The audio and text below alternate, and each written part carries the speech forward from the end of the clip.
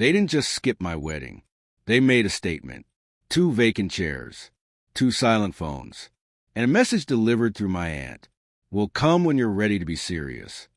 I married Jordan anyway, swallowed the hurt and filed it away like evidence. Return place cards, unopened RSVPs, screenshots of unanswered texts, all tucked inside a shoebox labeled "Don't Forget."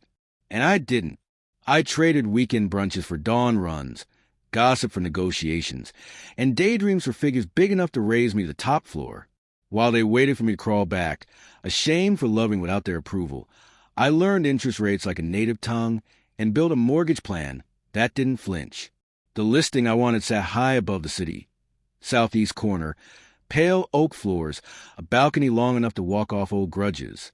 At closing, the notary slid the deed across the table. My name looked steadier than blood. I touched the seal and made a decision. No more additions for parents. I took the elevator up with 1 box, mugs, towels, that shoebox, and set the deed on the kitchen island like a lighthouse. The view below made the city almost seem kind. That night, I opened the shoebox.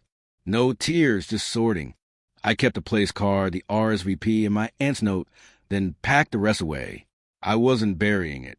I was cataloging assets. If love was a currency measured in status, I'd pay them in receipts. When I posted the photo, the deed beside a cheap glass of champagne, the first comment came from Jordan. The second from my mother, sweet and sudden. I let it sit. I had a better toast planned, one they'd never forget. Message received. 10 minutes later, Mom called, her voice dripping with honey. Sweetheart, your place looks stunning. We should host something, help you meet the right people. Dad slipped onto speaker, talking donors' boards and the symbolism of a top floor. Then came the ask. We'll need a key, just to coordinate deliveries. Perfect. Let's make it a housewarming benefit. I said, I'll handle everything. 2 Saturdays from now. The line brightened. Guess we'll need digital passes. I added, send me the names. As soon as we hung up, I went downstairs to the management office. I booked a lounge, reserved the freight elevator, and set building security to allow only QR-coded invites, revocable from my phone. That's where I met Mara, the property manager. She liked Jordan and couldn't stand snobs. If someone causes trouble, she asked, pull their pass. I said loudly enough for the staff to hear. Next, I called a friend who catered charity events on a shoestring, and a DJ who still owed me from a last-minute tax rescue. I drafted the evening's program. Welcome, thanks, and the announcement of a scholarship fund honoring the person who never wavered. Jordan. I registered a nonprofit account, set up donation routing, and made a QR code big enough to be scanned from shame. The centerpiece? A slideshow. 3 slides, no more.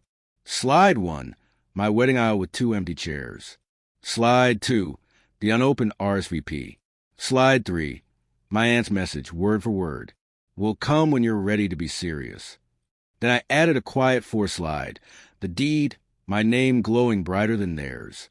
Finally, I updated my emergency contacts and removed my parents from the building directory.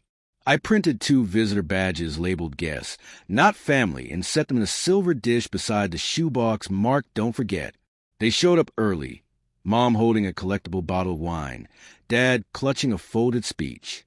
I handed them their guest badges. Formality, I said. Security's tight. By sunset, the rooms were alive. Colleagues toasted, glasses chimed, the balcony buzzed with voices. Mom tugged at my sleeve. We'll start with the donors, then your little thank you. Dad's hand hovered over the key bowl, already imagining his copy. I tapped my glass. Welcome to my home, and to tonight's fundraiser. Before we begin, a short story in 4 slides. The screen lit up. Slide 1, the aisle, 2 empty chairs. Slide 2, the unopened RSVP. Slide 3, the message will come when you're ready to be serious. Slide 4, the deed, my name alone. My family measured love by leverage. I said, tonight, I'm changing the currency. Dad stiffened. This isn't the time. It's exactly the time, I replied, nodding to Mara at the door. Mom raised her glass. To family. To chosen family, I corrected. To Jordan, who never made love conditional. The QR code filled the screen. Phones lifted. Dad tried again. At least give us a key. I opened the silver dish and held up 2 blank fobs. These were for parents who showed up. I dropped them back in, closed the lid, and on my phone, revoked their building access. Their badges went dark. The turnstile beeped denial. Mara stepped forward. Shall I escort them? They're leaving, I said. Uninvited guests don't stay. We cut the cake. Laughter returned. Out on the balcony, the river burned gold. I exhaled, poured the last of the cheap champagne into the shoebox, and closed it. Empty now. The message was simple. I'm serious now. Serious about never paying for love again.